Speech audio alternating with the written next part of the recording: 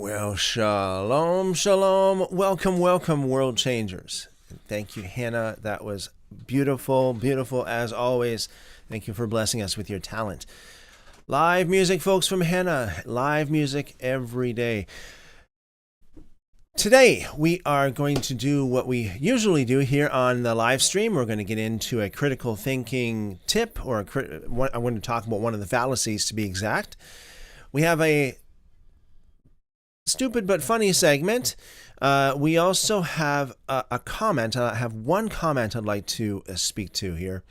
And then we're going to get into the book of Deuteronomy, chapter 18. We are on verse 10, I believe it is.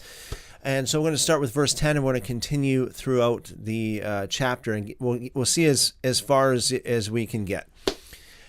I pray that everything that we share here today would be a great blessing to you. Increase your knowledge of the scriptures, your knowledge of the things of heaven, your relationship with God, and your knowledge of the truth.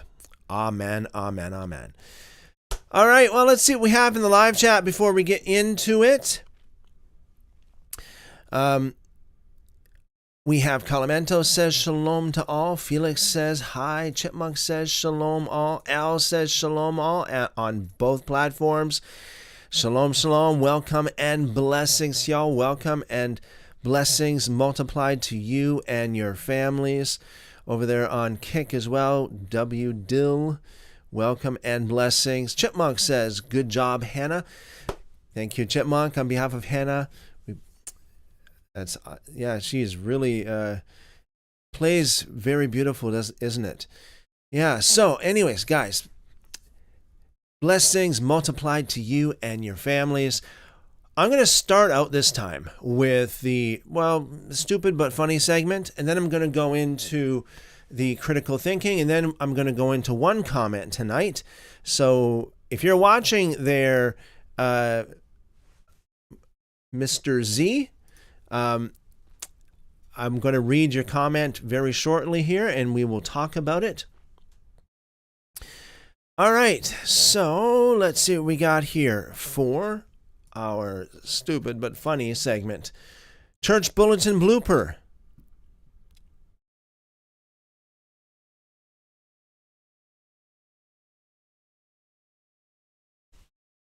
Church Bulletin Blooper. The Outreach Committee has enlisted 25 visitors to make calls on people who are not afflicted with any church. I think there's a spelling mistake here somewhere. So I think they mean not affiliated with any church. I think that's probably what they mean there, but not afflicted with any church. But, wow, that's a little bit of a church bulletin blooper.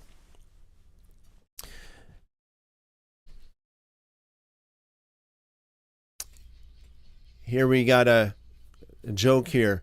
There were two guys, and they were very evil men. They were known, they had a reputation for being very bad. And at the same time, they were very wealthy.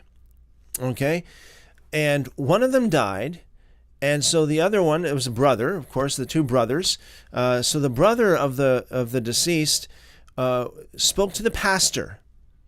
And, they knew that, these brothers were known as being very bad people, like very bad guys. Like they had some serious reputation in the community. So the brother said to the pastor who was going to do the funeral, he said, Pastor, I'll make you a deal. Okay.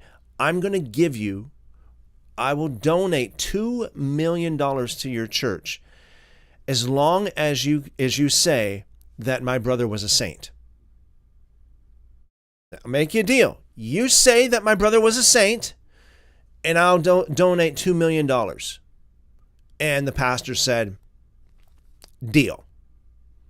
So the brother donated the $2 million, and the funeral started, and so the pastor got up, and the pastor started talking about this brother that was deceased. And the pastor said, this man was a dirty, filthy, rotten, criminal, lying, cheating, thief. He was a devil. But he was a saint compared to his brother. He was a saint compared to his brother. Yeah, well, yeah. So at least he said he was a saint, right? So the deal was sealed. Cubert says, Shalom, shalom, Cuberts, welcome and blessings multiplied to you and your family. Cuberts and Chipmunk, enjoy that, yeah. Well, there you go. All right, they got the he got what he wanted. He's the pastor said his brother was a saint compared to him. So critical thinking. We got one critical thinking. I'm going to read about the bandwagon fallacy. Again, right now I'm reading off of, I'm going to pull up in just a moment here, a website by the name of status.net. Status.net.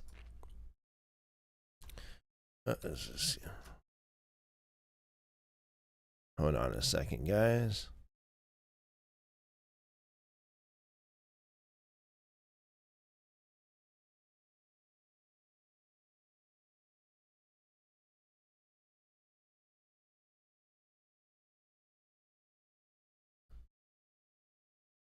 What's going on here?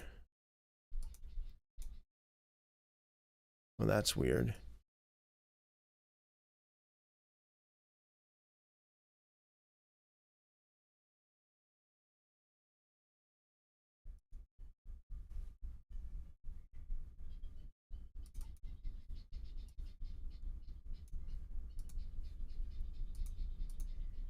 Weird, folks. Hold on a second. We got some technical difficulties here. Why is that?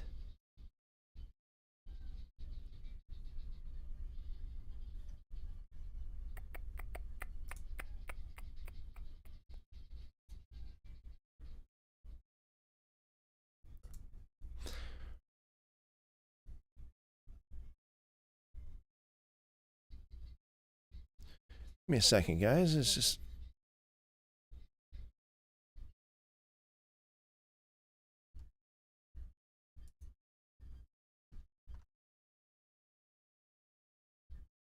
Yeah, that's really weird. Sorry, guys. It's just that all of a sudden here...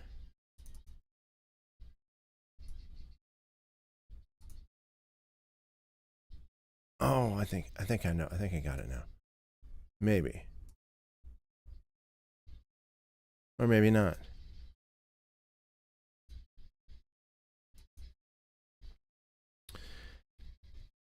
Yeah, it's really weird. It won't share the screen like it usually does here.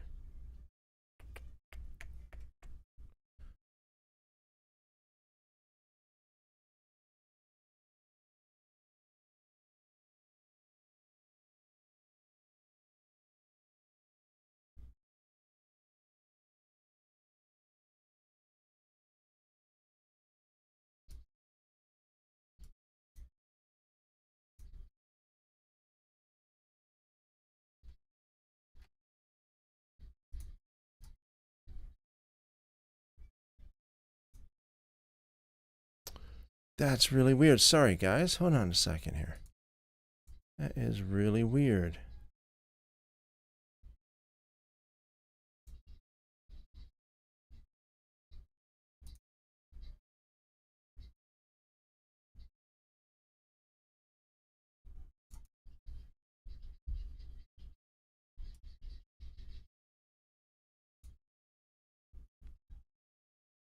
No, it's not doing it.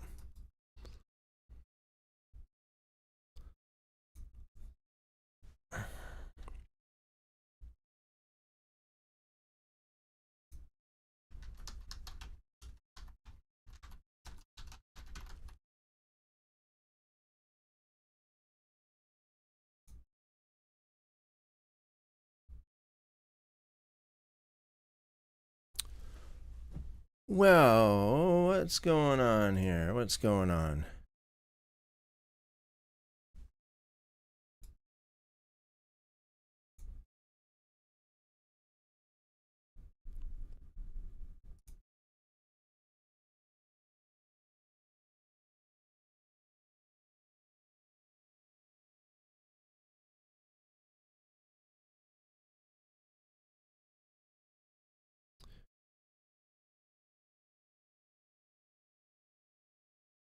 Well, maybe if I... Okay, sorry guys, hold on.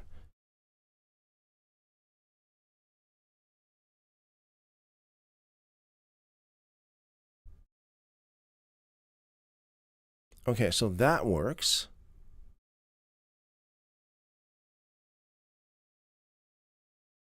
Let me try something else. So that's the comment. We're going to talk about this comment here in just a moment.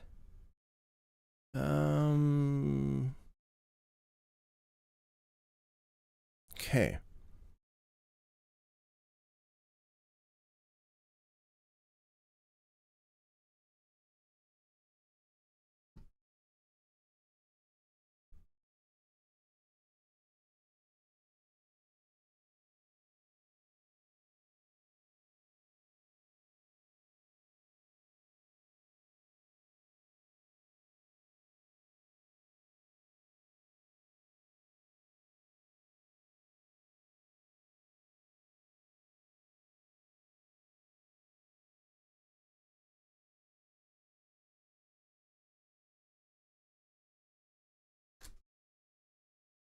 Let's see if this works.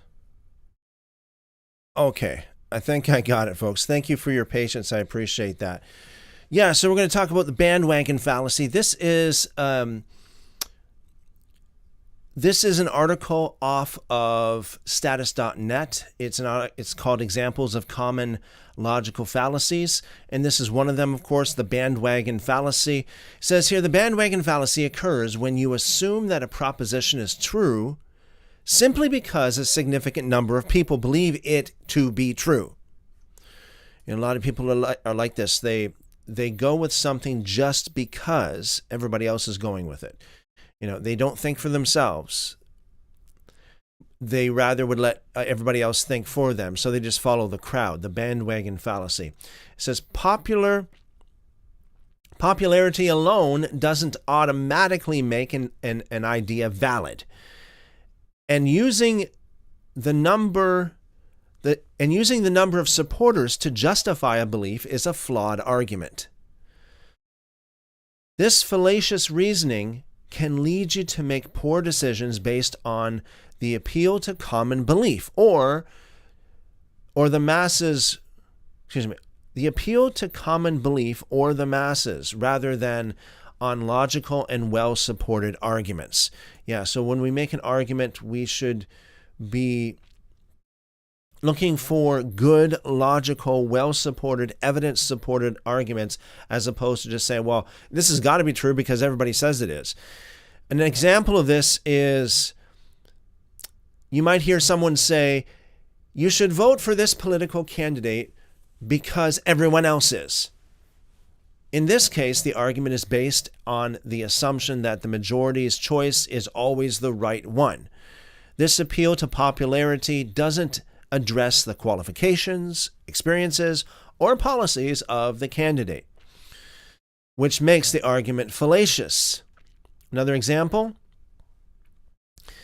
of the bandwagon fallacy is in advertising, where you might see a commercial claiming that, quote, 9 out of 10 people prefer this brand of toothpaste. Although it may seem like a high number of satisfied customers validates the product as superior, this statement alone doesn't provide any evidence about the toothpaste quality or effectiveness. Instead, it relies on the desire to be a part of the majority to persuade you to choose their product. And I will add, if I may as well, that all too often, the majority is not necessarily the smartest. The smartest ones are not in the majority. The ones who have the highest levels of intelligence, the ones that are higher than average, are not the average. I know that sounds like blatantly obvious, but a lot of people don't think about that. They think, well, if everybody's into it, if everybody likes it, then they have to, it has to be true. It has to be right. No, it doesn't. Hubert says this seems to be all of modern Christianity. Wow, yeah, it does. A lot of Christians do go this way, don't they? Well, we believe this because, well, that's just the statement of faith. Well, this is just the dogma, and everybody else believes it. So, and all of our, then they go into the another fallacy, which would be the argument of authority fallacy. So they rely on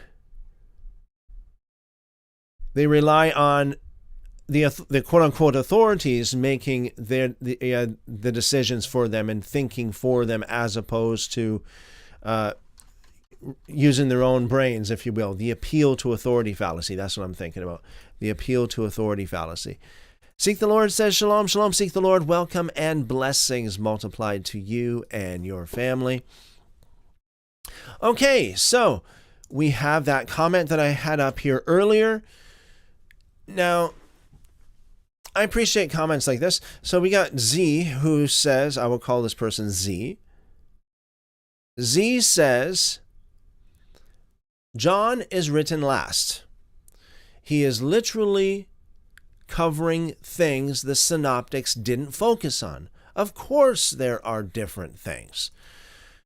Now, it appears to me that this particular person is not thinking, talking about really thinking, is not thinking about the historicity of these comments, or of the Gospels, I should say, excuse me. The historicity of the Gospels. And what I mean is,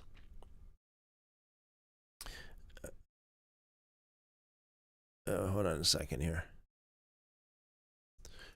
What I mean is, they think that, well, that Matthew came and then wrote his gospel, Mark and then Luke, and so everybody had Matthew, Mark, and Luke. And then when John came around, he thought, you know what, I'm going to write some things that's not in the other ones. So of course there are different things, so that's, it's just, John's just telling us the things that the other ones didn't tell us. But this kind of reasoning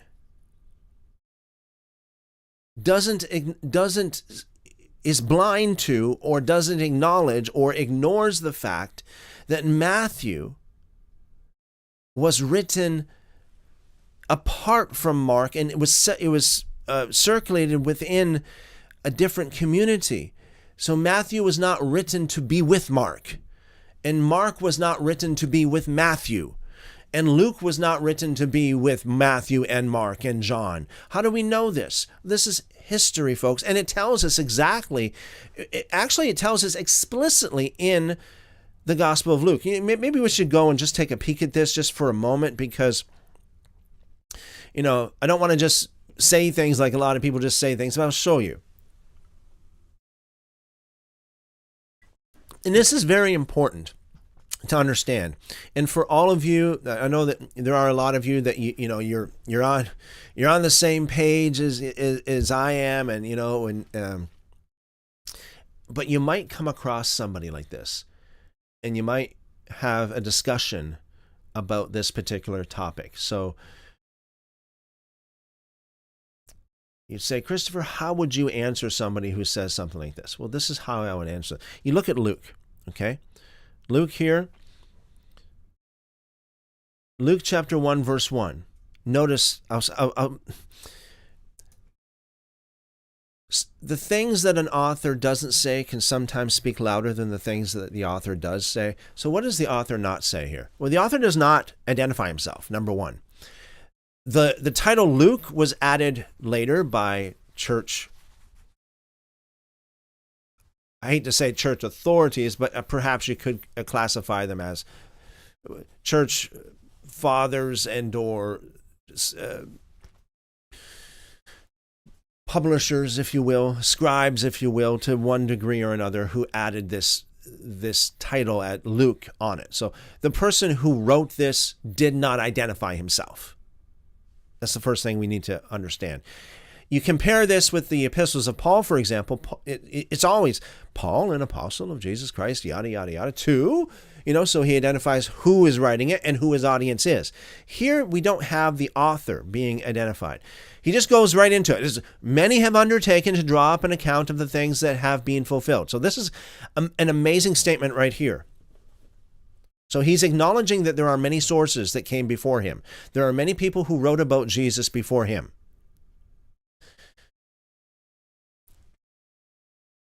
That have been fulfilled among us, he says. In verse 2, just as they were handed down to us by those who from the first were eyewitnesses and servants of the word. So according to this person who wrote this is not an eyewitness. Not an eyewitness. How can I say that? Well, look, he's saying this is hearsay, basically. These things have been handed down to us by those from the first were eyewitnesses. So he didn't. Now, again, what does it say? What does it not say? He didn't say that he got this from eyewitnesses. He just said that through the grapevine, they've been handed down to us, basically, quote unquote, through the grapevine, that originally came from eyewitnesses, from the first. Okay? So he doesn't claim to be an eyewitness, nor does he claim to actually source the eyewitnesses. In other words, he doesn't use eyewitnesses as sources directly. He doesn't. We should not read that into the text. He doesn't say this. Now, and then he goes on to say in verse 3, with this in mind, thank you for telling us, with this in mind, since I myself have carefully investigated everything from the beginning. Okay, so here's another thing too. Luke is the only one who claimed to carefully investigate this. Matthew didn't claim this. Mark didn't claim it. John did not claim to have carefully investigated everything. Luke is the only one who claims it. Now, I do believe that Luke is indeed more historical than any of the other ones. I mean, hey, I love Matthew. Matthew is a great gospel, just absolutely wonderful. The Gospel of John, as much as what I've said about the Gospel of John, it is an awesome work. I gotta say, it is an awesome work. However, Luke, I do believe, is the most historical. And he basically claims to be, at least, he claims to have put more effort into the historicity of the account that he wrote here. Carefully investigated everything from the beginning. Now, does this mean that everything that he said is absolute perfect truth? No. Hey, who is? Who is? So he's just claiming that he carefully investigated this. Now, if I wrote a book and I said, I carefully investigated these matters, hey, it'd be awesome if it was perfect, but what can you do? I mean, humans are humans. So you got to take it with a grain of salt. So he says, I too decided to write an orderly account for you, most excellent Theophilus, so that you may know the certainty of the things you have been taught. So when he says, I too decided to write an orderly account for you, what that is implying, I do believe, is that the accounts of the things of Jesus that came before Luke were not sufficient or accurate enough. Otherwise, he would just say, oh dear, most excellent Theophilus, read Matthew. Right? Wouldn't that be the... Dear most excellent Theophilus, I write to you about Jesus and the life and a biography of Jesus. Read Mark. Mark has it all down perfect. Right? I mean, hey, like other parts of quote unquote scripture, does this kind of thing. You read about these things in the book of the wars of the Lord, the book of Jasher. It records this and that and everything else, and the books of the Chronicles, or the Chronicles of the Kings, or the Kings of Israel. All of these different books that other books of quote unquote the Bible refer to, appeal to the authority of. So we get this a lot, right? Through the scriptures. We get this a lot. Read the book of, Gad the seer. Read the book of the wars of the Lord if you want information on that. So what does that mean? When you read that in the Bible, and it is there, by the way, when you read that in the Bible, so what does that mean? Well, if the author who wrote that is quote unquote inspired, meaning that everything is perfect in what he says, then guess what? God is appealing to the authority of a book that's not in your Bible. And that's another whole story. I'm getting off on another whole tangent here, but come on, people, think with me. Luke, I'll call him Luke. Again, it's just by tradition, they call him Luke because he doesn't identify himself here. Luke said that many people wrote about these things. And when oh my goodness, look at this. Verse 1, many have undertaken to draw up an account of these things which have been fulfilled. Of course, this is referring to Jesus and all the acts of Jesus and the teachings and the biography of Jesus. Many have undertaken to draw up an account of the things. But then he goes on to say, I too decide. So then he goes on to say, I have carefully investigated everything. And then he said, I too have decided to write an orderly account for you, most excellent Theophilus. So what does that imply? That implies that the many sources that he's referring to are not necessarily worthy of reference. You get this, folks? This is powerful. This is powerful. He didn't say, well, it says in Matthew, hey,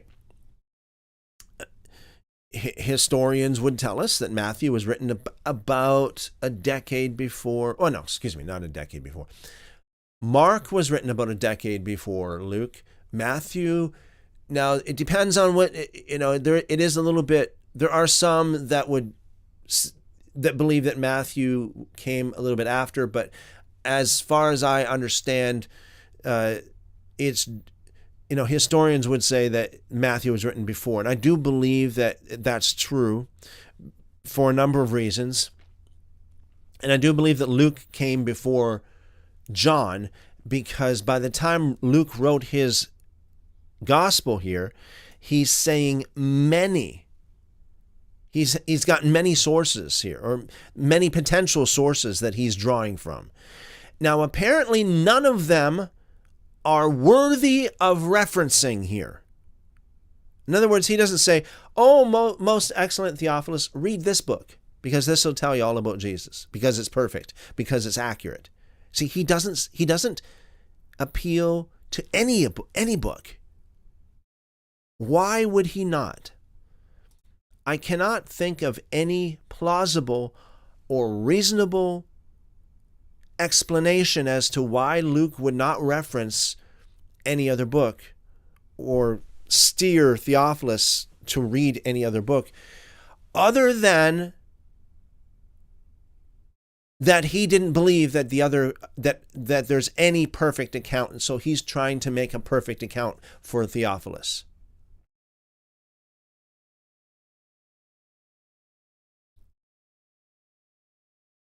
Like, for example, if I said, okay, let's say I'm not going to mention any specific event, but let's say there's some kind of newsworthy event that happened. Oh, well, you know what? Maybe let me put it this way. Let's just say this. Let's just say 9/11. Okay? What happened on 9/11? So I write a book,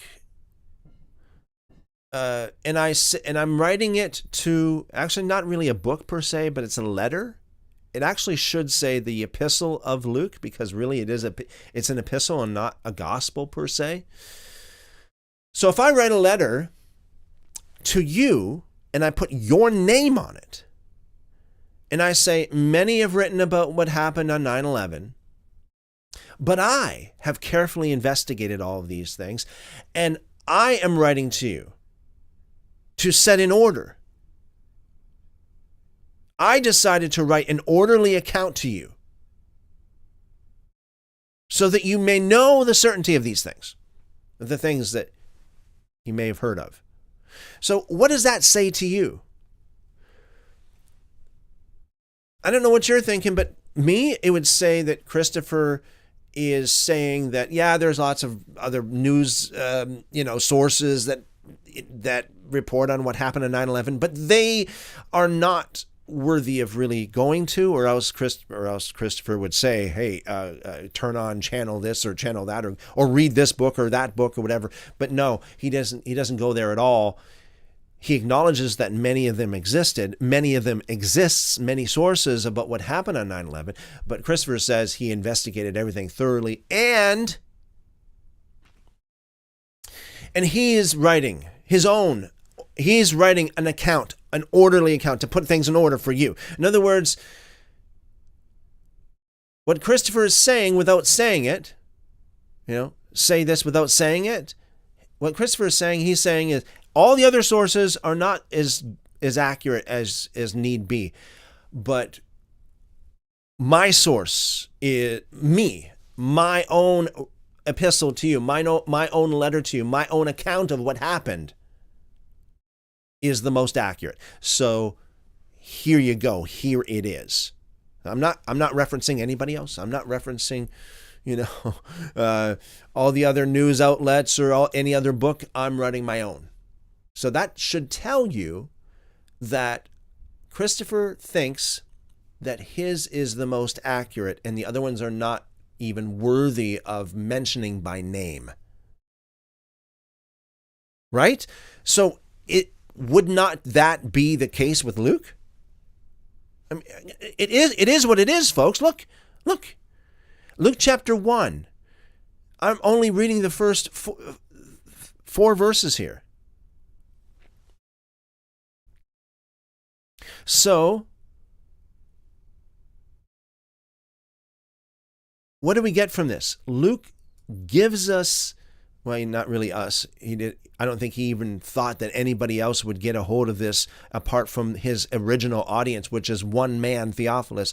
I know some people say, "Oh, Theophilus is a code. It's a symbol of the believing community at large. In large, it's a symbol of everybody. Theophilus. I don't believe that, and I'll tell you why. Because this is a proper name. We have Josephus mentioning a gentleman by the name of Theophilus. So it is a person, not just a word that's used to symbolize the body of believers. It is an actual man, an individual, one human being. So Luke made it very clear. What we're reading here is not really a gospel. Yeah, did Christopher say this? Yes, Christopher said this. The Gospel of Luke is not really a gospel. It's more of an epistle. It's one man writing to one man. It's Luke writing to Theophilus. Somehow, somewhere down the line, somebody got a hold of this letter to Theophilus and started passing it around and started copying it and copying it and copying it. And decades, if not centuries later, it finally somehow ended up in the hands of some church leaders who decided to print it with the other books of Matthew, Mark, and John. I said all that to say this. This dear person who wrote this comment needs to understand that each of the Gospels were written for a specific audience and not for everyone. Matthew was not, we have no evidence that he wrote that thinking about the New Testament. The New Testament did not exist for many decades, if not over a century.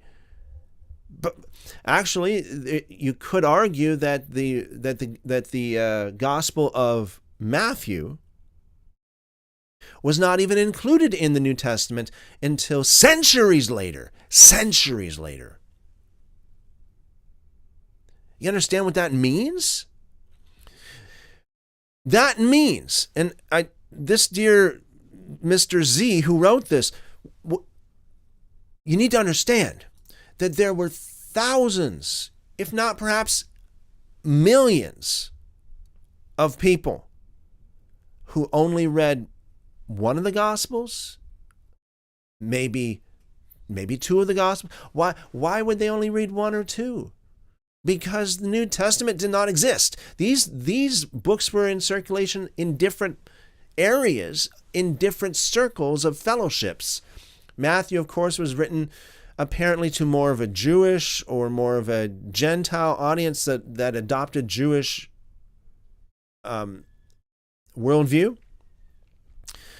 Mark was more of a point blank kind of thing. Luke, of course, he makes it very clear. He writes it to one man. Each one of these Gospels were written in different places at different times by different men to different audiences. Do you understand what I'm saying? So if we were to get into a time machine and go back to 100, let's just say 120 AD. 120 AD. You would find there's this group, maybe I shouldn't say isolated, but there's this, what kind of isolated? Maybe that'd be the right word to use. Isolated group of believers over in this part of the neck of the woods, if you will, that only had Matthew. They were Matthew people. There were other people who only had Mark. There was this one guy, Theophilus, who had Luke. And somehow it kind of leaked, and that document got printed on Leaky Weeks, okay? And so other people got a hold of the quote-unquote Gospel of Luke. And so the people who read the Gospel of Luke, there would be, I think it's reasonable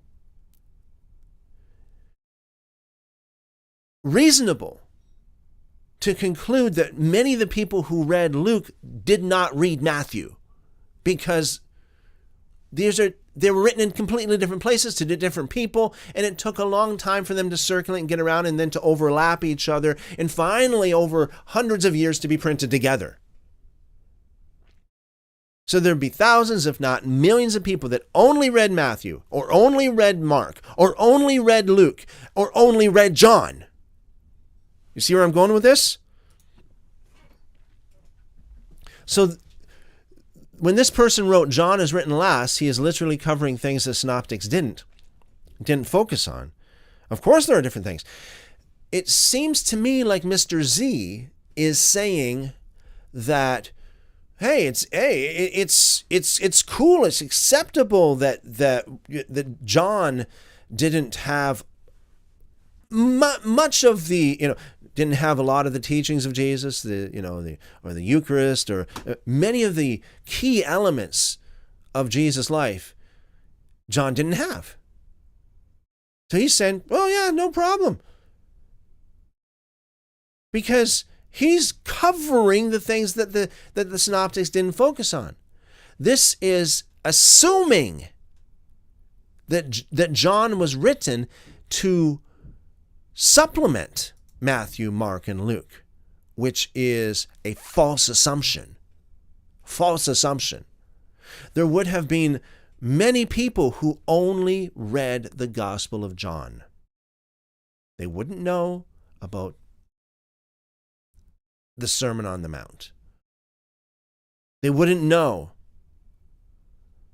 about much of Jesus' life that we have in Matthew, Mark, and Luke, the Synoptic Gospels. Likewise, there'd be people who only read the Gospel of Mark.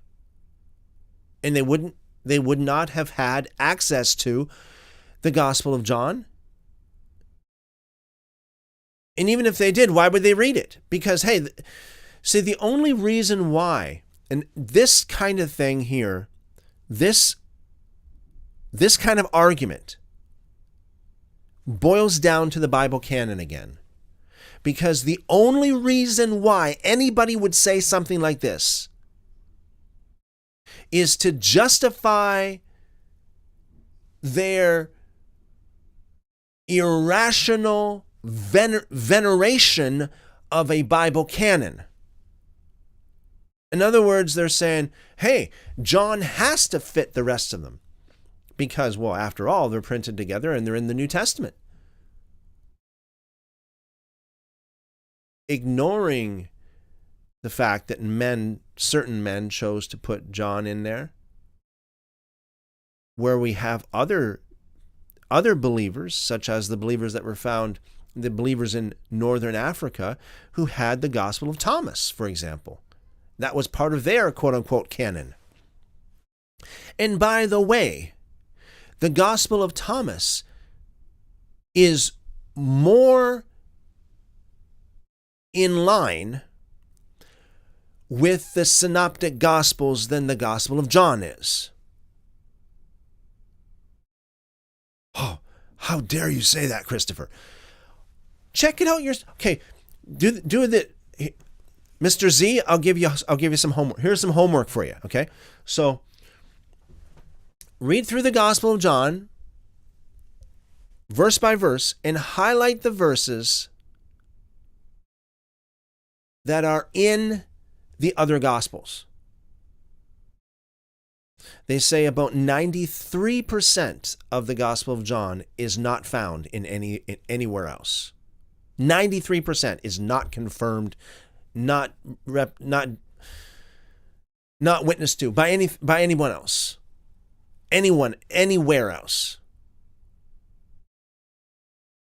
See, Matthew, Mark, and Luke report on generally the same things, the same teachings and the same events, and there are some differences here and there, but not like the Gospel of John. The Gospel of John is way, way different.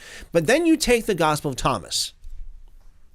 Here's your homework, Z. Take the Gospel of Thomas and highlight every verse that resonates, that references something else that's in the Synoptic Gospels.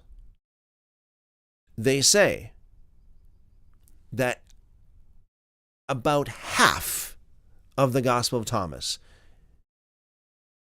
is witnessed to, either witnessed, referenced, and almost word for word in many places from the Synoptic Gospels. So you tell me which gospel is more in line with the Synoptic Gospels, the Gospel of John or the Gospel of Thomas? I dare say the Gospel of Thomas is more in tune with the Synoptics than the Gospel of John is. So,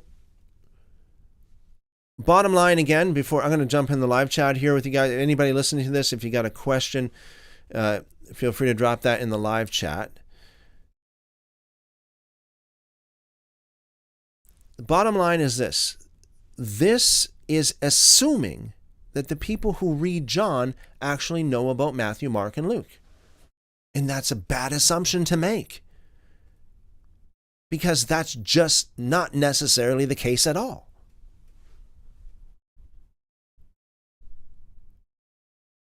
Just because John was written last doesn't mean everybody knew about Matthew or everybody knew about Mark or everybody knew about Luke.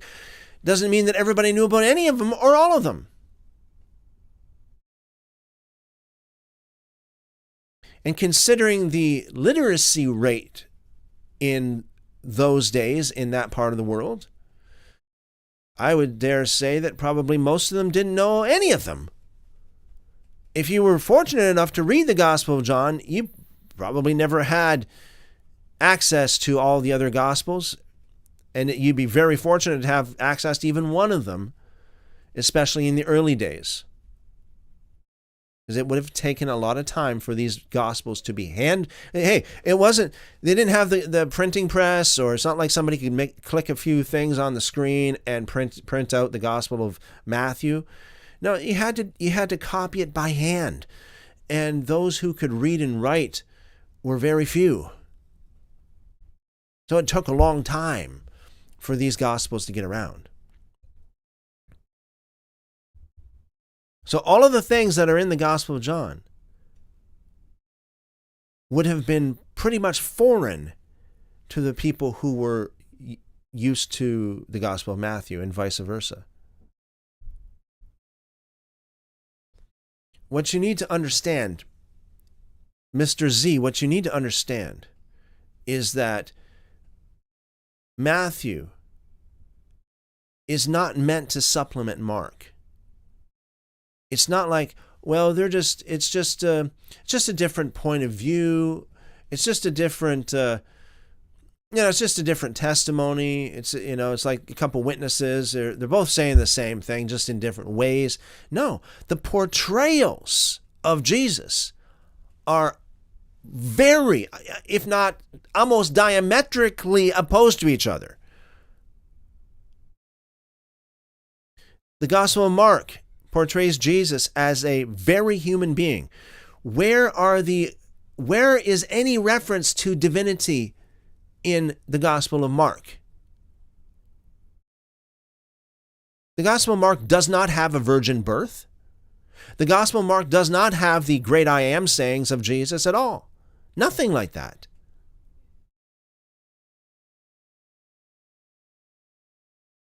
The Gospel of Mark, when Jesus said,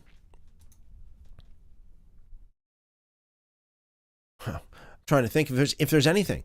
Let me know in the live chat if you know of any, if there's any place in the Gospel of Mark that has a divinity statement of Jesus, where Jesus claims to be God. In the Gospel of Mark, Jesus was silent for his trial. Pilate was shocked. Why don't you say something? Don't you have anything to say for yourself? He's shocked. In the Gospel of Mark, Jesus was truly the lamb led to the shearers, the lamb led to the slaughter. Silent. Silent on the cross up until just the last moment. My God, why have you forsaken me? Whereas in the Gospel of John, it's almost almost like diametrically opposite. He was a chatterbox. He was chatting with Pilate a lot. Pilate never did ask him, why are you quiet? Because he wasn't quiet. It was a totally different portrayal of Jesus. In the Gospel of John, he was crucified on a different day. And I know that people try to make it work by lying to you, by saying that, the Gospel of John went by a different calendar. Nice try. They got him crucified. They got him doing the Last Supper on a different day. They got him quite verbose. Whereas the Gospel of Mark is not. The Gospel of Mark, he doesn't want anybody to know who he is. In the Gospel of Mark, more or less. He's like, don't tell anybody. Even when he healed somebody, don't tell anybody. Whereas the Gospel of John is the opposite. I'm doing everything so that you would believe, so that you could see the signs, so that you know who I am. He is crying out with a loud voice in the Gospel of John who he is. I am this, I am that, all the time. Well, again, this is a hyperbole, but he is very bombastic and vocal in the Gospel of John about who he is, and he's condemning people. How, you need to believe just by the signs, for no other reason. Believe because of the signs that are performed. In the Gospel of Mark, it's like the opposite. I'm not going to do any sign so that you want to see a sign so that you can believe? No way. You're a wicked and adulterous generation. I'm not doing any sign. The only sign you're going to get is the sign of Jonah. That's it. Gospel of John is like so much, again, it's almost like diametrically opposite. So it's not like John is just It's just adding to the things that the other ones didn't have in it. No, it's a different portrayal of Jesus.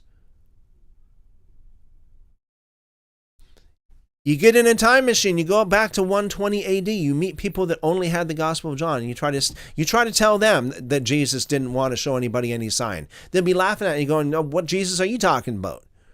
Certainly not the Jesus of the Gospel of John. You try to tell them that Jesus was quiet and Pilate was shocked at his not, at his quietness, if you will. And he didn't want to speak. He didn't speak up. He was so humble and under the radar and so mouth zipped shut. You tell the people that only had the Gospel of John that. They'll laugh at you. They'll say, what Jesus are you reading about? It's not the Jesus of the Gospel of John. See, this comment is assuming that the Bible canon is commanded of God. And that Matthew was supposed to be. Matthew wrote his gospel to be the first in the New Testament. And Mark wrote his gospel to supplement Matthew. And Luke wrote his gospel to supplement Matthew and Mark. And John wrote his gospel to supplement Matthew, Mark, and Luke. That's what this person is implying here, I do believe.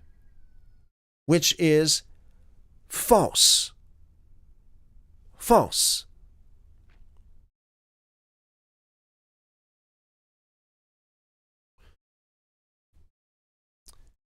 One more thing. You think about this. So they date the Gospel of John around 90 to 100 AD. So like 60 years. 60 to 70 years after Jesus was crucified, after he's gone. So there's no mention of any of the great I am sayings of Jesus, no mention of those deity, the deity of Christ kind of thing that we have in the Gospel of John. No mention of the I am the gate, I am the good shepherd, I am the door, I am the bread of life, I am the light, I am the way, the truth, and the life, I am the resurrection and the life, and before Abraham was, I am. No mention of any of that, nothing at all. In Matthew, Mark, or Luke, or even the epistles of Paul that were written before the Gospel of John. Where? Let me ask you, what text recorded anything like that, witnessed anything like that before the Gospel of John was written? So the Gospel of John was written.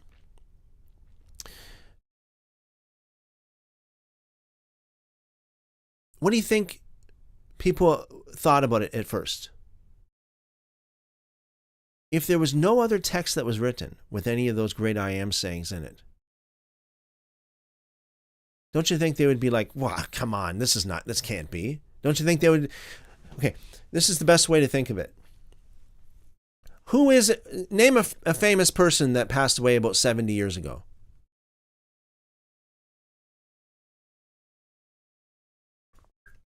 Right? Let's compare. Let's try to understand what it would be like historically to be around the end of the first century and to receive the first copy of the Gospel of John. 70 years. So, say famous person, someone who died in 1955. So, let's just say Albert Einstein. Okay? So, let's say, because that's 70 years, so this is comparable. So, let's say all of a sudden a book comes on Amazon claiming that Albert Einstein claimed to be God, with all of these great I am sayings in the book. Claiming that Albert Einstein went around publicly proclaiming himself to be the great I am. Publicly proclaiming himself to be divinity.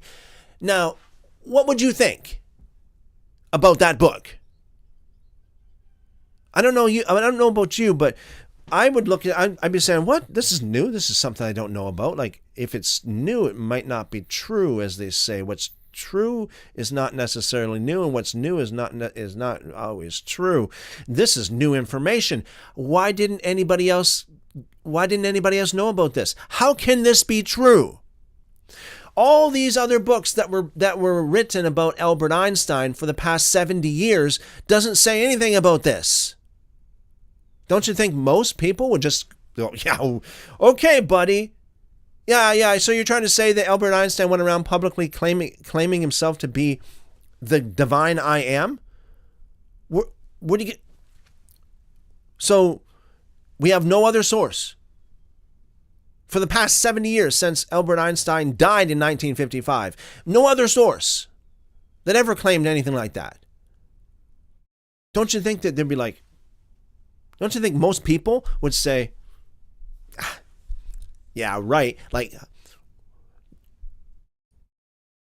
don't you, like common sense would say, if a man was going around making those claims, really, literally making those claims, it would be printed here, there, and everywhere, right? It's a big deal.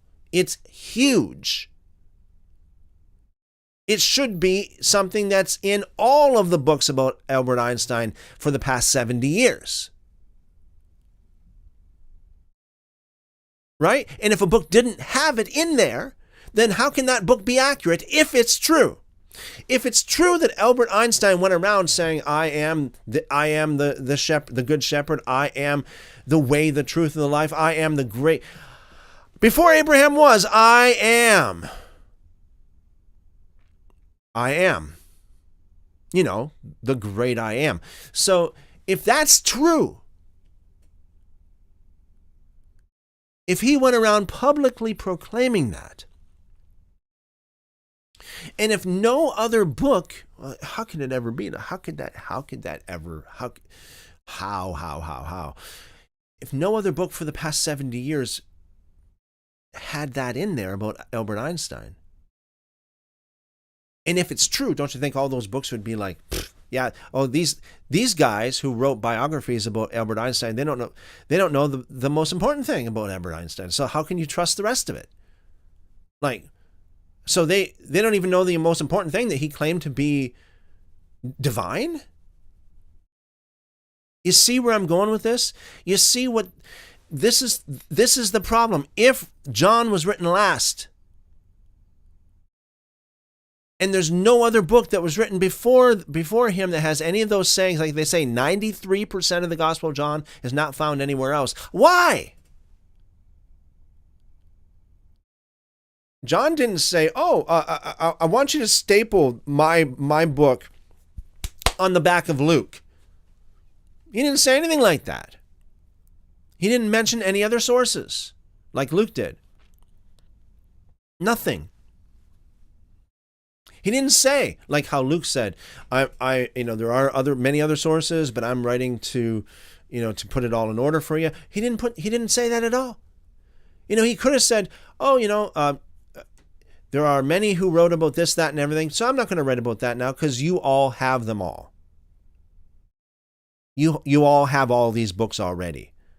So I'm going to tell you something very, very, very different that you've never heard for the past 70 years. That somehow everybody forgot and never got written down.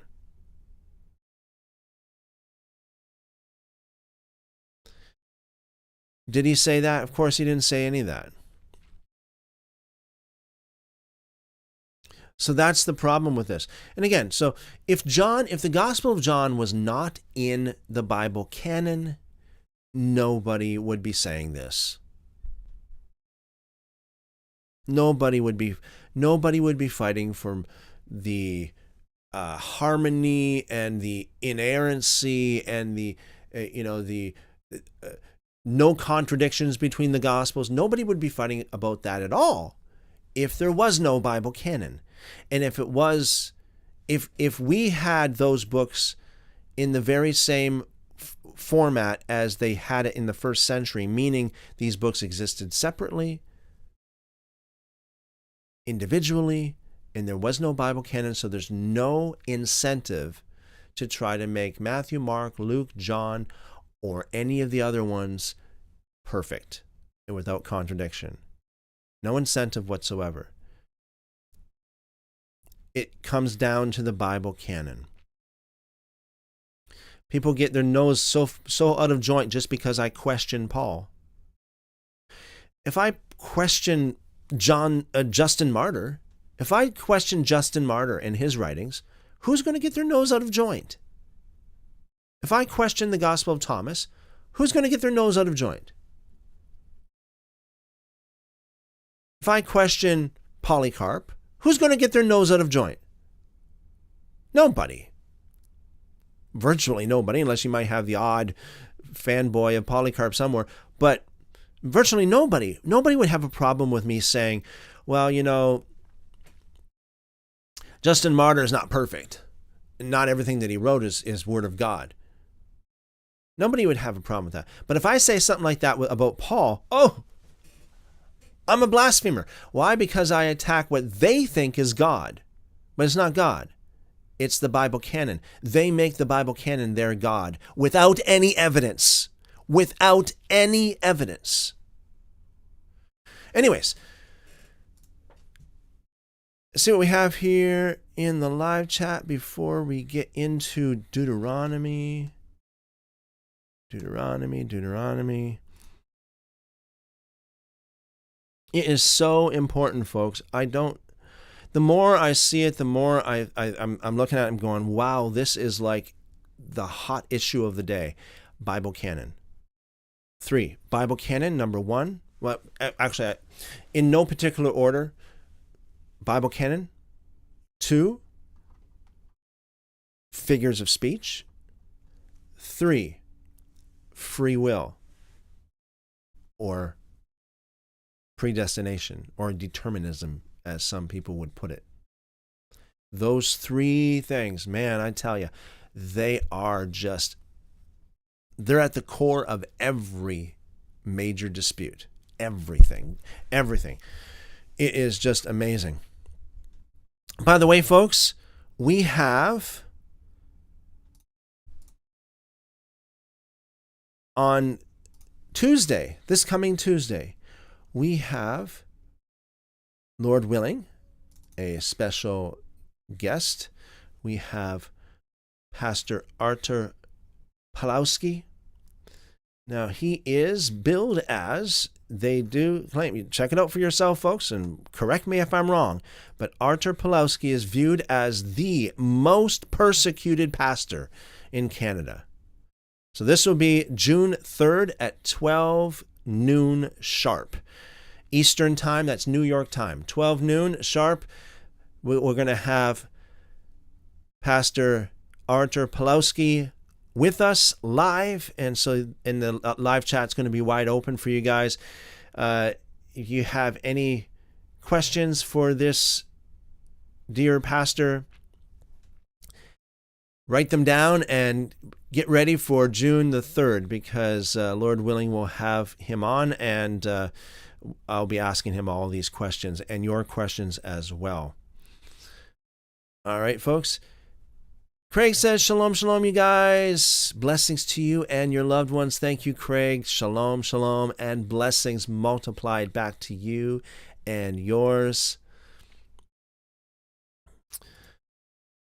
All right. So, Deuteronomy chapter 18. We are comparing 4 different manuscripts. We're comparing the Masoretic Hebrew text with the Greek Septuagint. The Greek Septuagint is older, by the way. And the Syriac text. And we're comparing that with the Vulgate, the Targum, and the Samaritan. Okay. So, let's see. A little bit of an overview of what we're going to talk about here. So the first part of it is going to be about sorcery forbidden, divination, the occult, all that kind of stuff, which is very, very important, folks. After that, if we get to it, Lord willing, we'll talk about a new prophet. And as a lot of you know, that many people believe, Christians especially, believe that the prophet spoken of here is Jesus. I personally think that what is the case, that Jesus is the prophet that is prophesied here. And I'll let you know why I think that. I'll show you the evidence that I have. That is, Lord willing, when we get to it. We'll see how it goes.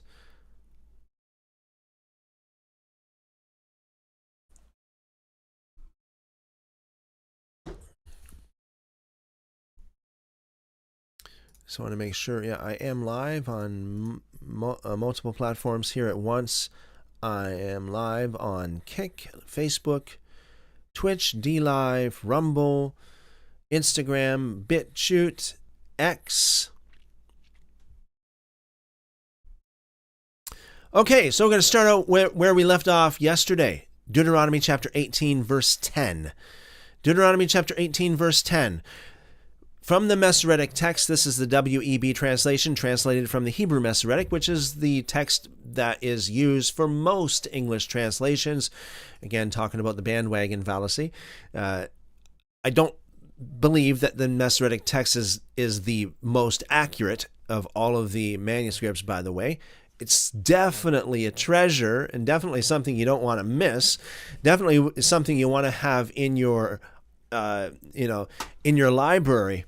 I wouldn't say it's the most accurate. Does it preserve a lot of secrets? Oh, absolutely it does. Really good stuff. So most English Bibles are based on that.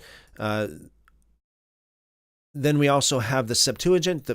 In this case, this is the English translation, the Brenton Septuagint, which predates the Masoretic Hebrew text. So if older manuscripts means more to you, then the Septuagint should be valuable to you in your view. So we also have the Syriac, otherwise known as the Aramaic text, and that is another translation of Hebrew. And that is quite old as well. That would be dating in the early centuries, I do believe. The Vulgate text is a text that was translated. It's actually the Latin Vulgate, but here I have the English translation of it. It was translated about 600 and some odd years AD. It is it's valuable because the gentleman who compiled this or translated this used different manuscripts that a lot of people don't know of today. So this is valuable as well. We do have the Targum, which is almost like a commentary. It's not really a commentary. It's kind of like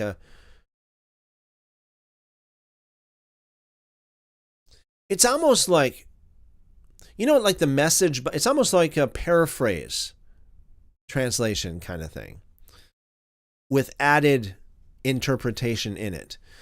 So we're going to get to the Targum as well, and then the Samaritan text also is a very antiquated Hebrew text. I do have an English translation of it right here in hard copy. So let's begin. We are going to start here with Deuteronomy chapter 18, verse 10. This is from the WEB translation based upon the Masoretic Hebrew text. It says, "There shall not be found with you anyone who makes his son or daughter pass through the fire, one who uses divination, one who tells fortunes, or an enchanter, or a sorcerer."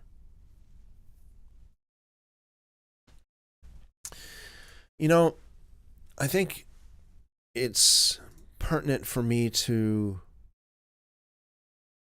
mention this right off the bat here. I do believe that there is such a thing as spirits, a spiritual realm, a realm that cannot be seen by the natural human corruptible eyes. Even science would tell you that a man's eyes, a woman's eye, a human's eyes can only see a very limited range of the spectrum of color and of electromagnetic frequency. Human eyes are very, very limited, as much as they are an amazing instruments in creation of God. They are still very limited. I do believe that there are evil spirits. Hey, Lord willing, maybe one of these days, Lord willing, you know what we should do? We should have a bona fide exorcist on our live stream. I think that would be amazing to have an exorcist, somebody who is well known and established as an exorcist, on the live stream here. I've got lots of questions, as you can imagine. I think it'd be awesome, really. Lord willing, we'll do that sometime. But I do believe I have seen things. I have experienced things over the years that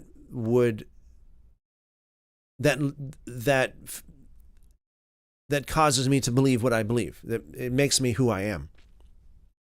So I understand that evil spirits, some people can see them, most people can't. Evil spirits are just that. They are spirits.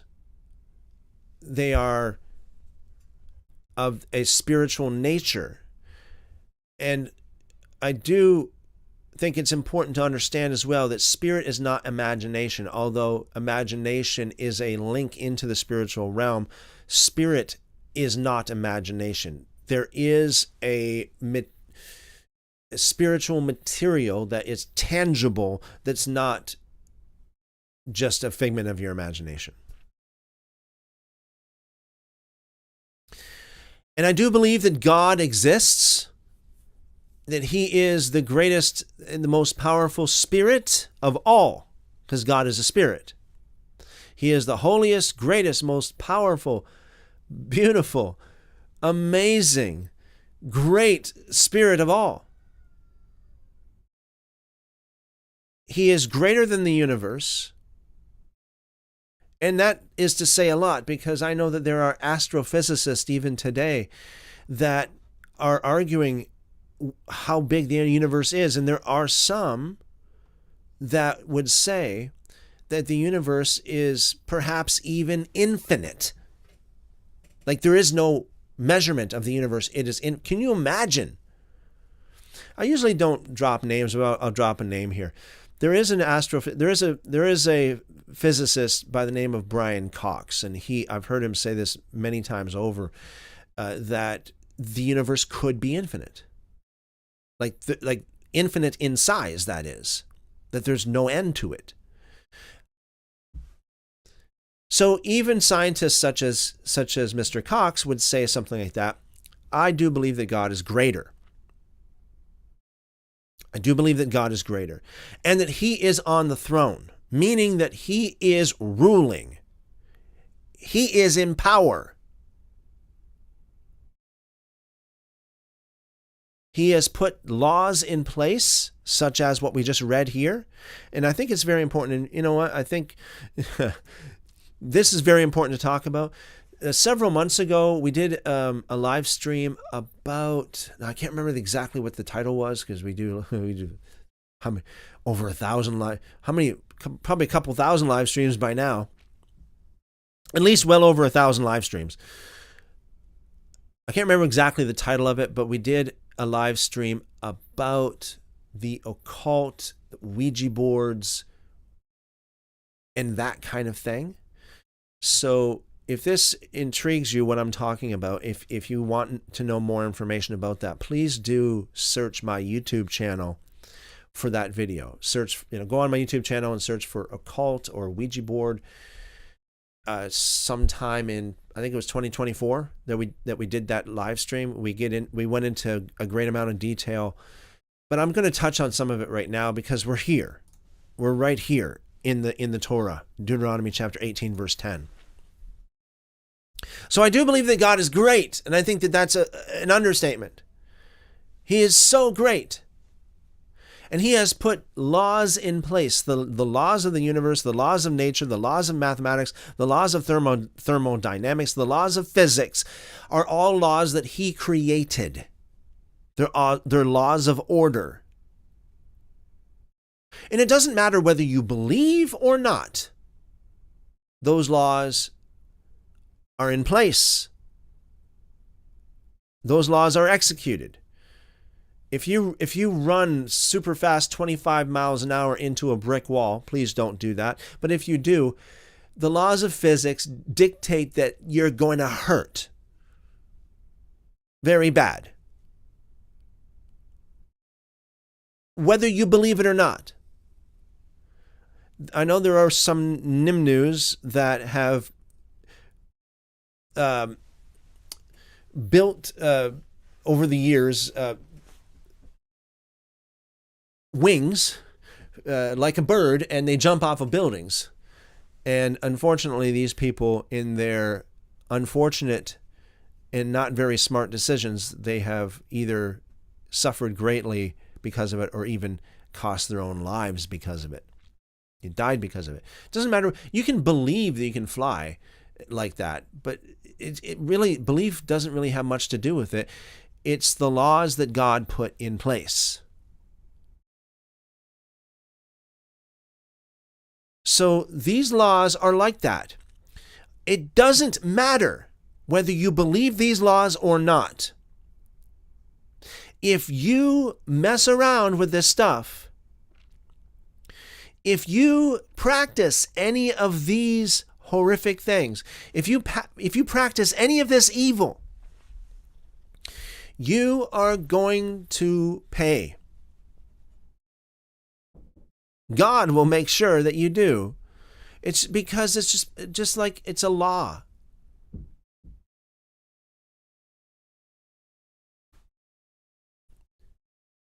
Dabbling in the occult and this kind of stuff like this, it opens.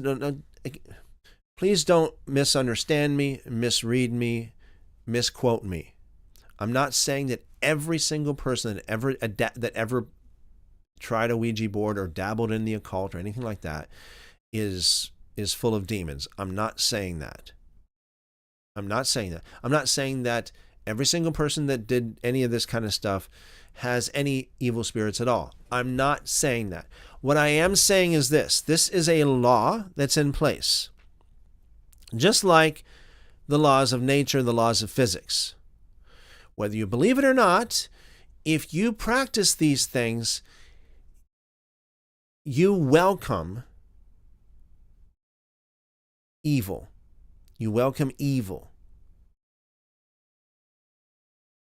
Evil spirits. I've heard of so many different people that have practiced these kind of things. These very things are listed right here. And they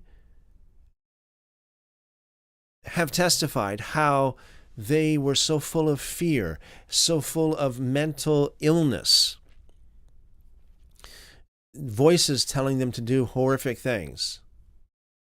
Fearful things that they have experienced. Paranoia. And many of them will even tell you that they are oppressed by evil spirits. If you watch any kind of bona fide exorcist in his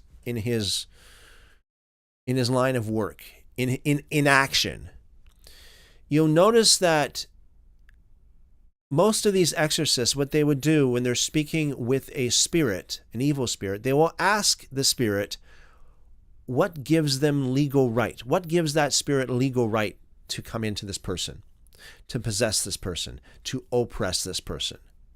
And many times the evil spirit will tell them exactly what it was.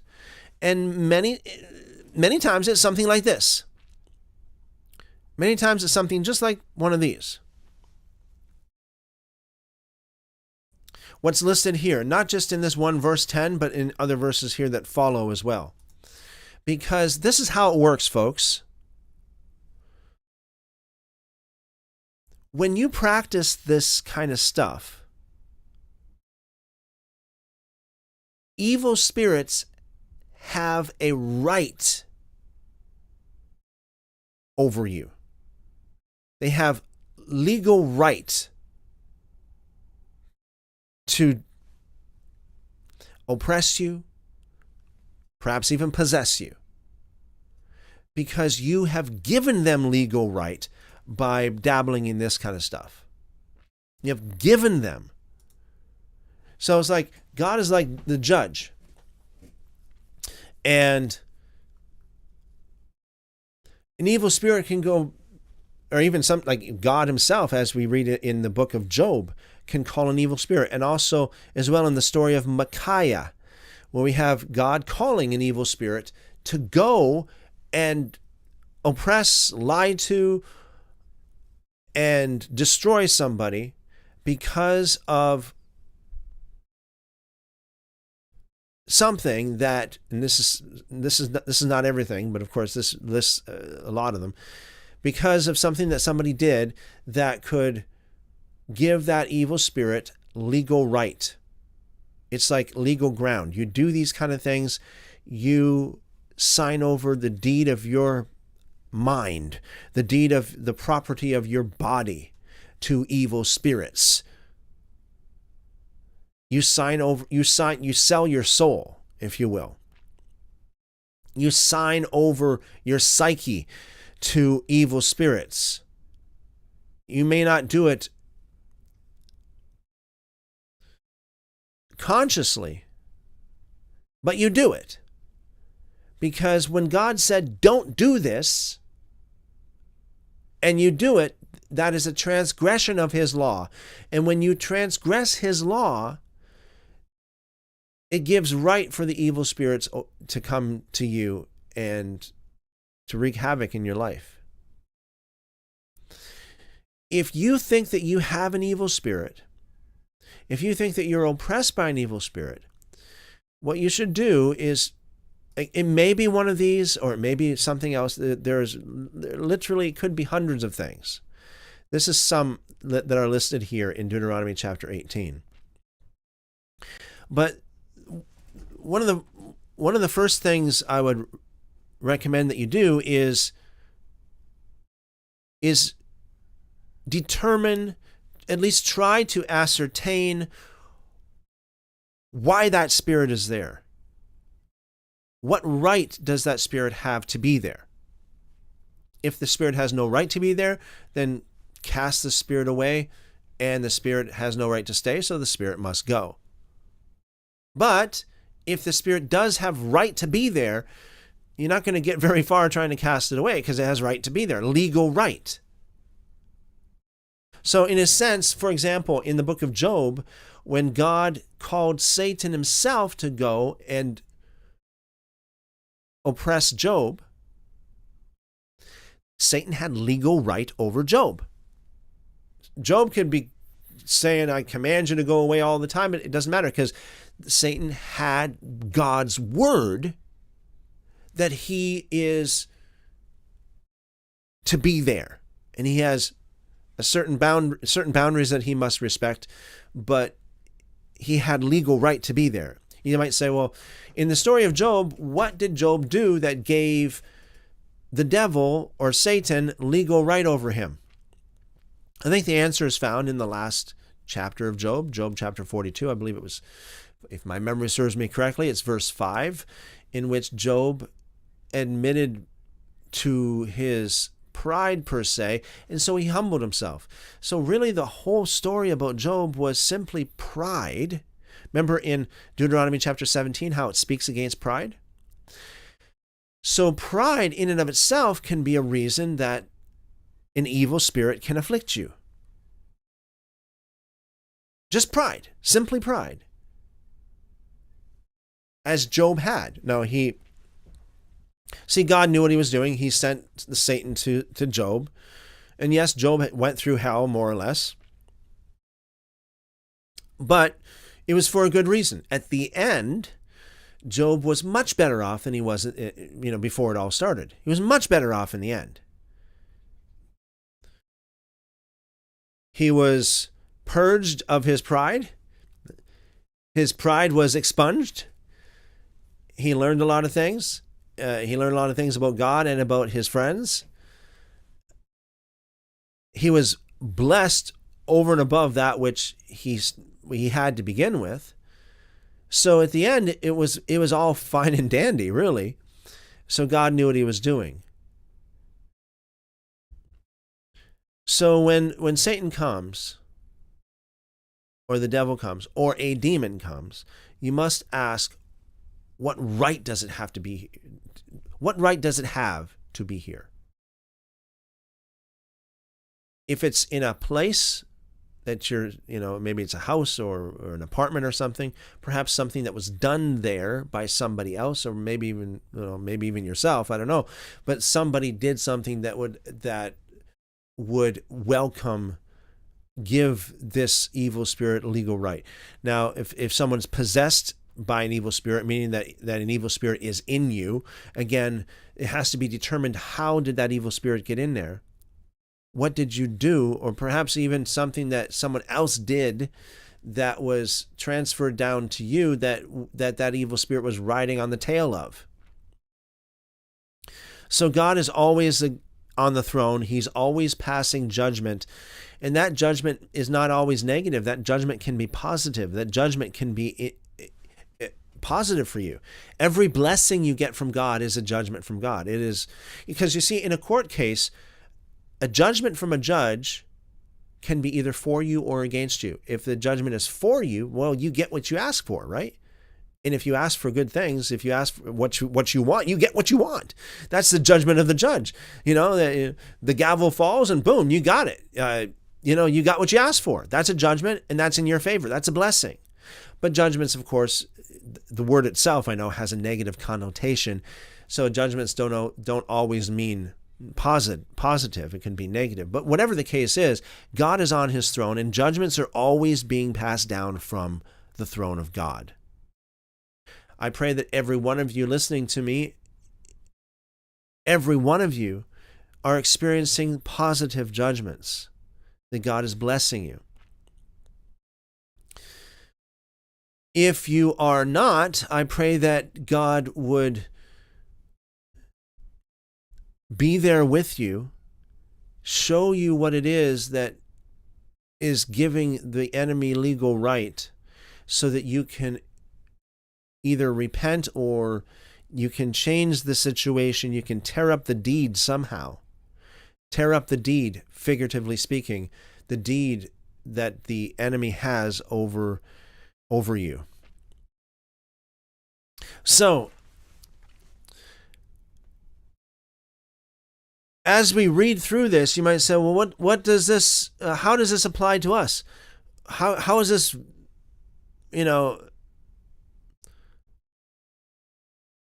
how is this valid for us? Because this is the law of God, and it doesn't matter whether you believe it or not. If you obey this, things are going to go well with you. If you don't obey it, unfortunately, you're going to be like that runner hitting the brick wall. You're going to be like the guy who tried to fly off of a building with a little bit of feathers on his arms or something. You're going to hurt very badly, because God did set laws in order and in motion, if you will. And whether you believe those laws or not, whatever, if you believe God or not, or believe those laws or not, it doesn't matter. You're going to suffer. So that's what the problem is here.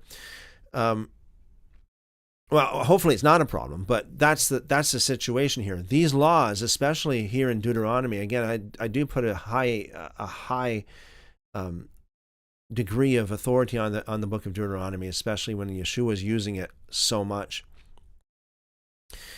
So, yeah, we got to be serious when it comes to this kind of stuff. When we read this stuff, let's be serious when it comes to this, because it is a very serious thing. So we read the Masoretic text version of it. Let's read the Septuagint. It said, "There shall not be found in you one that purges his son or his daughter with fire, one who uses divination, one who deals with omens and augury." The Syriac says, "There shall not be found among you one who passes his son or his daughter into fire." See, this could be likened somewhat to ending the life of a little one, be it in the womb or shortly thereafter. Either way, it is applicable, I do believe. because the fire is symbolic of death. Or who consults an oracle, or who shuts his eyes, or who practices sorcery, or who uses enchantments. The Vulgate says, neither let there be found among you anyone that shall expiate his son or daughter, making them to pass through the fire, or that consults soothsayers, or observes dreams and omens, neither let there be any wizard.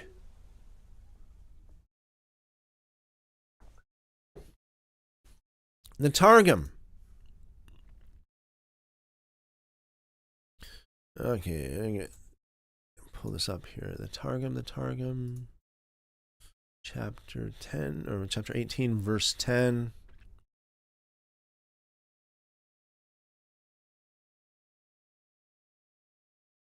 None shall there be found among you to make his sons or daughters pass through the fire, nor to enchant with enchantments, or inspect serpents, nor observe divinations and auguries.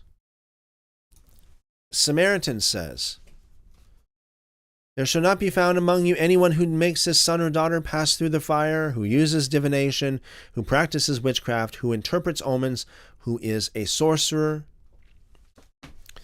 Verse 11, Masoretic text, or a charmer, or someone who consults with a familiar spirit, or a wizard, or a necromancer. And someone who, and this would be, necromancy would be the, like the use of the Ouija board. That's like necromancy.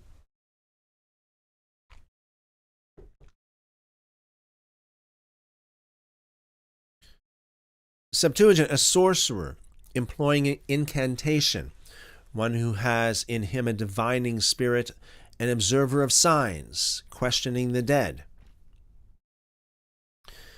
Syriac, or one who charms with charms, or one who inquires of demons, or of wizards, or of an inquirer of the dead.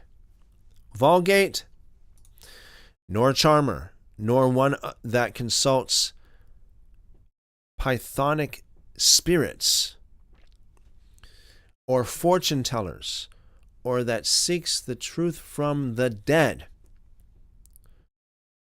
The Targum, or make magical knots or bindings of serpents and scorpions, or any kind of reptile, or who consult the oba, the bones of the dead, or the bone of Yadua? Not sure what that is, or who inquire of the manes. Now this is really interesting. You know what? I just saw this, guys. I didn't know this was here until just now. But look at this, because you know,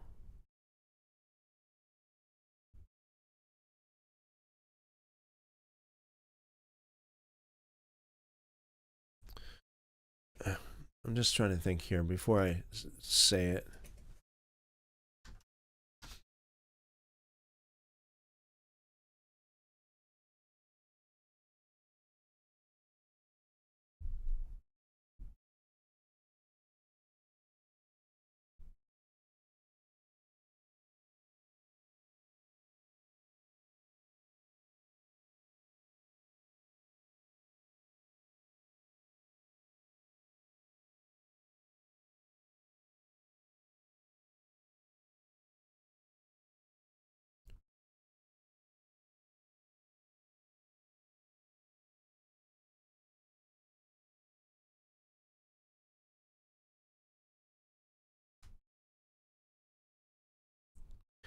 You know, before I say it, I'm going to do a little bit more looking into what I just thought about here before I say it, before I get into this. So I'm just going to move on here.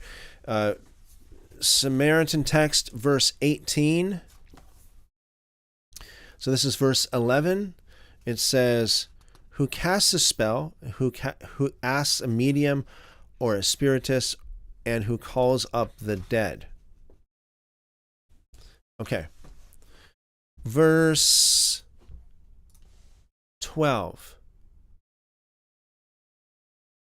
Verse 12. Masoretic text. For whoever does these things is an abomination to Yahweh. Because of these abominations, Yahweh your God drives them out before you.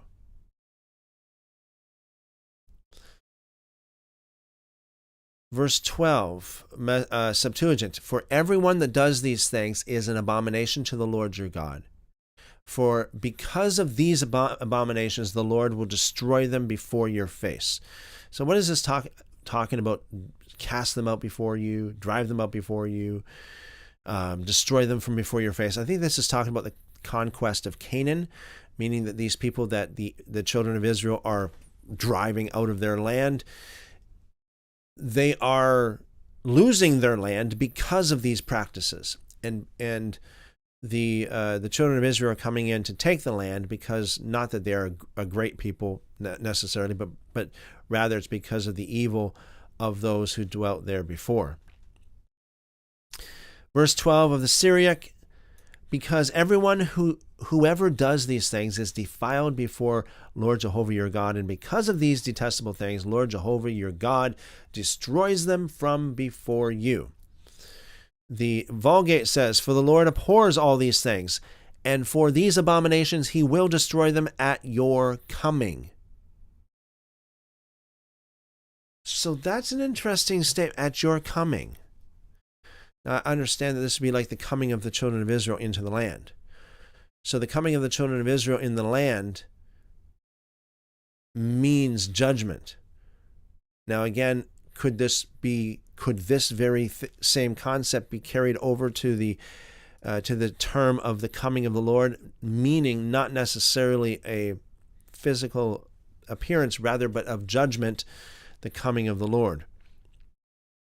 Targum, for everyone who does these is an abomination before the Lord, and because of these abominations, the Lord drives them out before you. Serious stuff. So you can lose your land because of this stuff. Samaritan, for whoever does these things is detestable to the Lord, and because of these detestable things, the Lord your God will drive them out before you.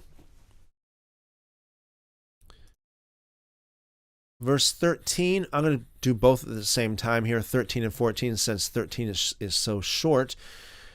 Masoretic text, verse 13, you shall be blameless with Yahweh your God. So I think that this is, when Yeshua said you shall be perfect as your heavenly Father is perfect, this is pretty much like it's like he is mirroring the book of Deuteronomy here.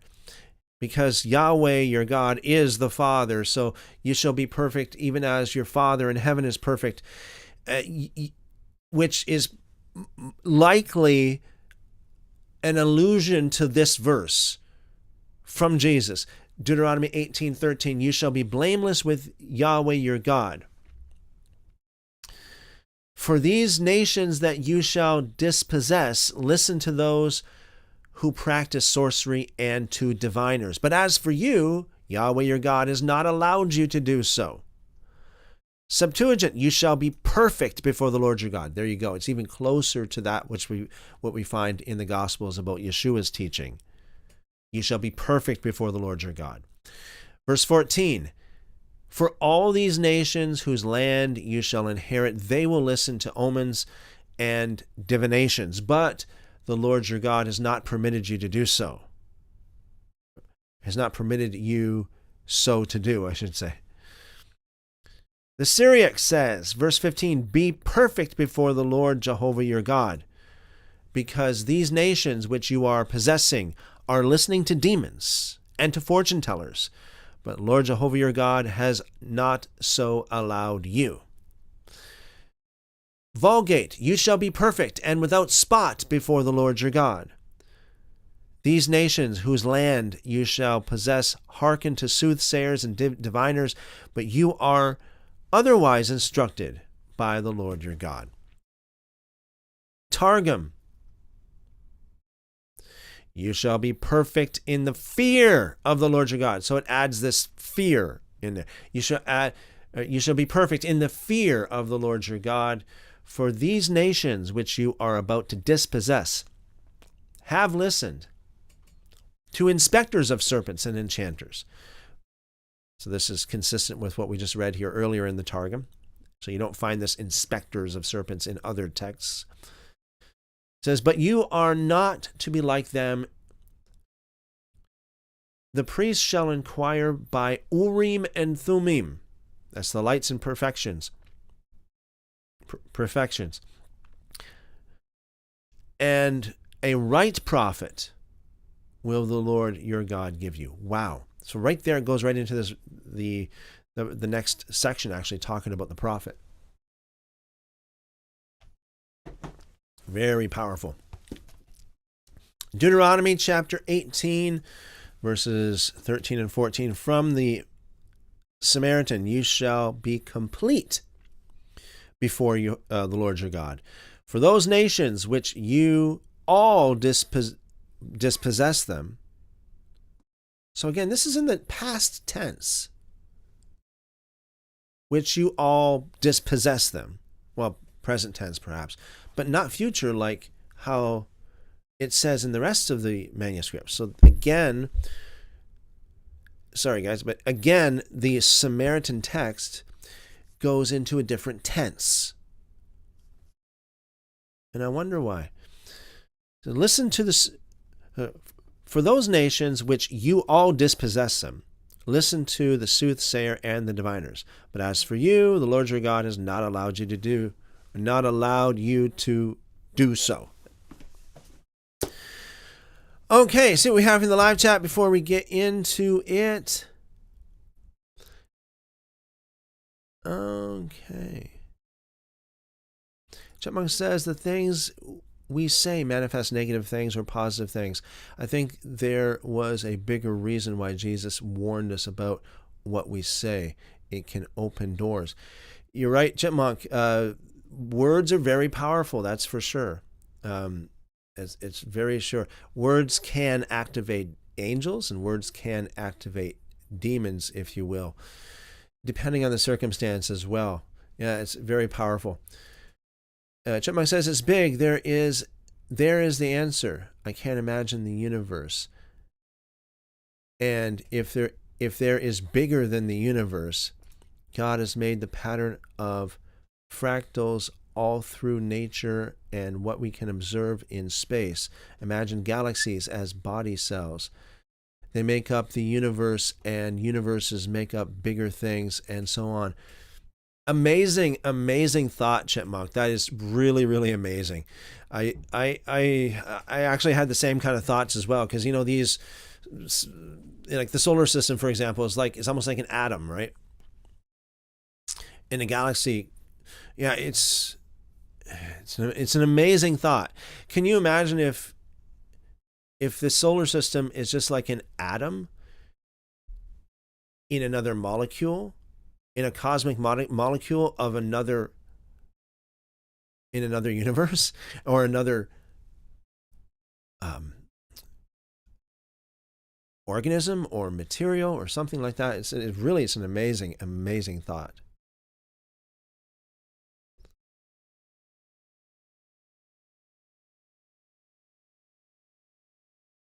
Chipmunk says people having demonic influence. It's most likely not even on the radar, and they stay stuck. That's right. Absolutely.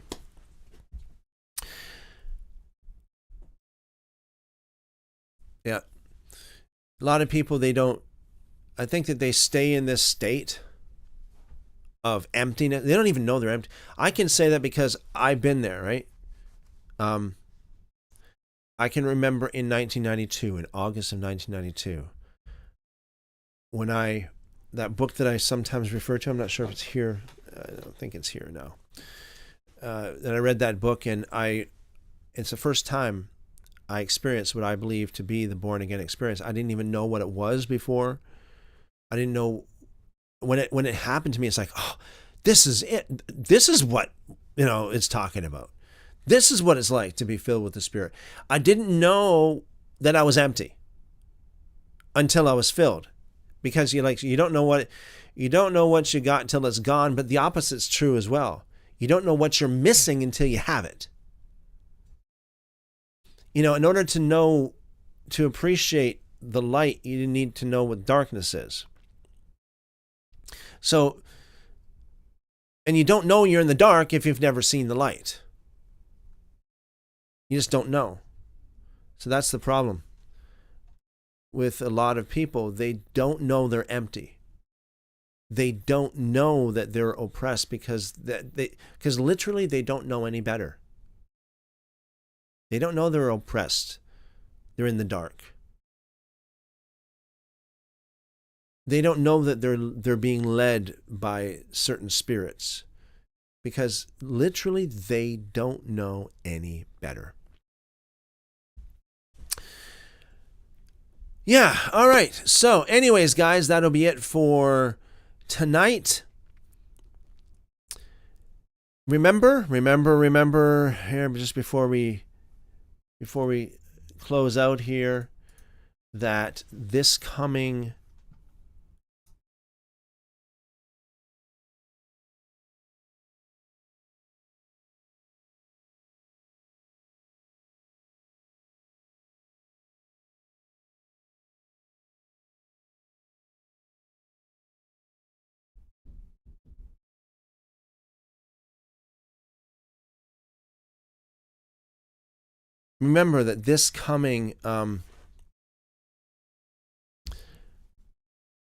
June the 3rd, this coming Tuesday, June the 3rd, at 12 p.m. noon, we will have, Lord willing, the special guest with us. We will have Artur Pawlowski, and you check it out, guys. If you do a search for it, the most persecuted pastor in Canada. The most persecuted pastor in Canada.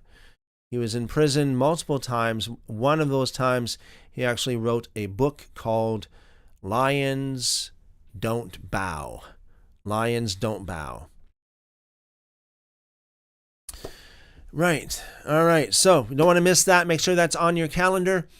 Make sure you got your, hey, if you're not already, make sure you're subscribed on YouTube and put the notifications on, because when we go live, I know how it is sometimes, you might forget. I forget lots of times different things. But if you have the notifications on, and when we go live, especially on an off time like this, because this is not on our regular time, this will be at 12 noon, Tuesday, June 3rd at 12 noon, then you can get the notification, jump on, and I'll be going through the live chat and interacting with Pastor Artur Pawlowski as we go along. All right, it's going to be awesome. Chipmunk says, thank you, Christopher. Great study. Many blessings to all, and laughter and rest. Sounds great, Chipmunk. Thank you. And blessings multiplied to you and yours as well. Much laughter, rest, good rest as well to you. Blessings. Seek the Lord says, thank you for your time, brother. God bless you and all here richly and abundantly. See you tomorrow. Thank you, Seek the Lord. God bless you more. Blessings multiplied to you and your family. We'll see you tomorrow. Al says, thank you, Brother Chris, for everything you do, and shalom to all who came here. Have a great night, everyone. Thank you, Al. You have a great night as well. Blessings to you and your family. Okay, guys, keep on calling on him, and he will show you great and mighty things that you don't even know. Jeremiah 33:3. Love you guys. Good health and long life to you. I pray the Lord bless you and keep you, make his face to shine upon you, lift up his countenance upon you, and give you wonderful, wonderful shalom. Amen, amen. We'll see you guys tomorrow.